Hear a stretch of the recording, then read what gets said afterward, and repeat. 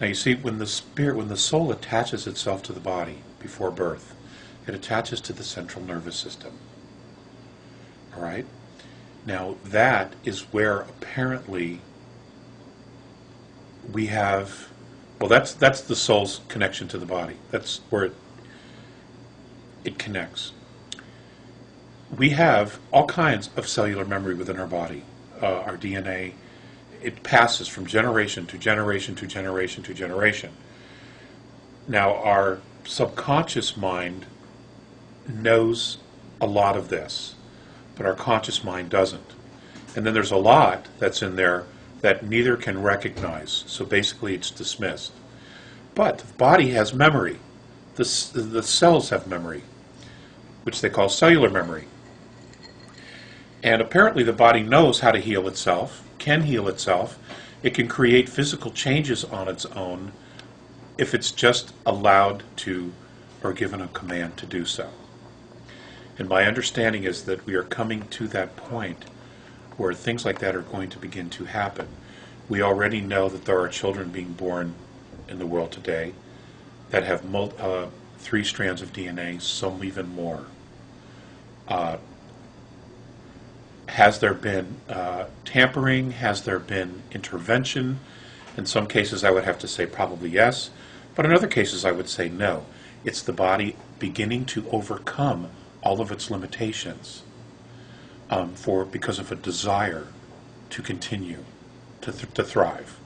The body will make adjustments, which is why so many different races are so interested in us, because our bodies are incredibly adaptable to environments and changes, regardless of the fact that we've been manipulated. We're very strong, and our desire to continue to live is very, very strong. And that's not simply just will, that's also the body wanting to continue. So that's what I have to say about that. All right. Alex, I got a tough question for you. How do you answer skeptics who cite a number of predictions that you've made in the past about future events that have failed to come to pass when you suggested they would? Well, first, Rick, I'm glad a lot of them didn't happen, quite frankly. I think we would be in a very different world than we are today. Number 2, many of those possible events, when they were presented to me, were presented as possibilities, or a very strong probability. In my immaturity, when lecturing and putting this information out in the 90s,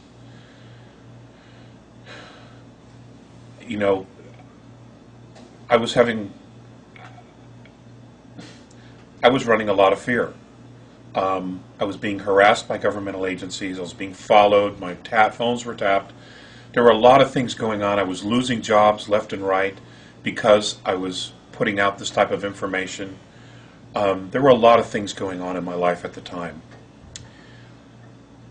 I'm the only one who could take responsibility for that. If I had to do one thing over, I would have taken those possibilities and I would have presented them more, or try to present them more in a positive light and say, this is a possibility, this is a probability that they said could occur here and here and here. Now I know several of the events did not occur because of intervention. I know that. And intervention is still occurring, okay? And I'm thrilled that they didn't happen. For the others, I don't know. I don't know if it was consciousness. I don't know if people being aware of the possibility of the events and they prayed, they saw a different outcome. I simply don't have that answer. I don't know. But of course it's something that you have to look at, and the criticism is justifiable. Is there one example you can give me of where an intervention occurred that changed one of those events that you had? Nuclear weapons detonation.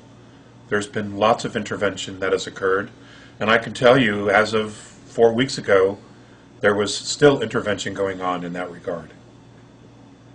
And that's a fact. Thank God for it. Now, is it wise for anyone to try to predict future events? Would you do it again, or would you advise anybody else who's in contact with ETs to predict future events, or is that something that you consider unwise at this point? You know, I'm still growing, I'm still learning, I'm still maturing, I hope. As far as wise, what it tells us is that the future is never set, which means to me we can create anything that we want as long as we all, or a majority of us, have a very focused intent. That's what that tells me. And I'm extremely encouraged by that if we can get enough people together to decide on what kind of a future, what kind of a life and planet we want. I mean, this is clearly, you know, the law of attraction at work here. The future's not set. It could also be that maybe these things coming up in 2012 with the bouncing off the galactic plane, maybe if enough of us get really focused and we surround the Earth with enough love and energy, that nothing will happen. You know, I don't have those answers. I just don't. You know, everybody thinks, God, you've been talking to extraterrestrials for 35, 38 years.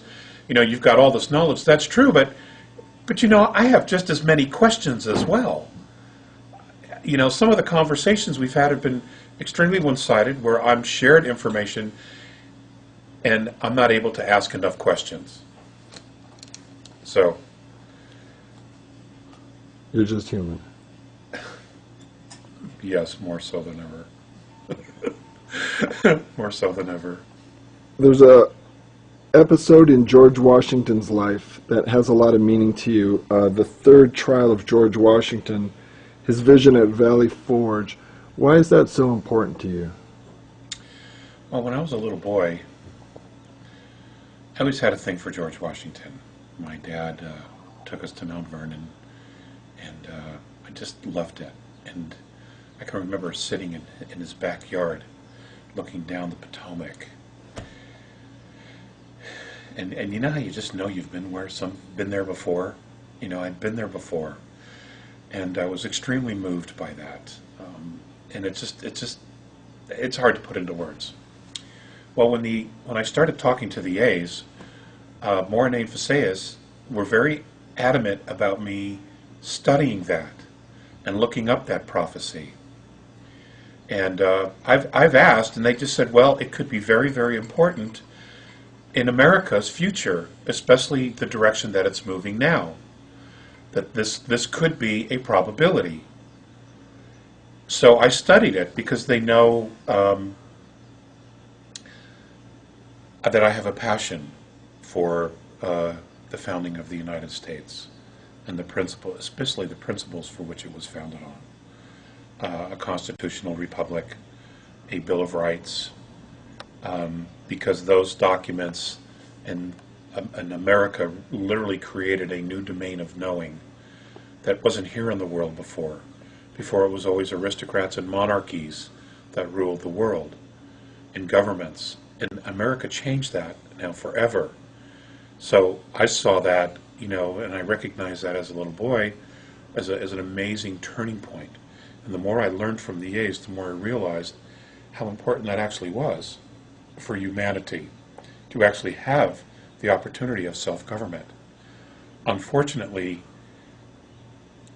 there's been a tremendous amount of negative intervention, and they know us probably better than we know ourselves, and they've been able to lull us back into sleep, lull us back into consumerism,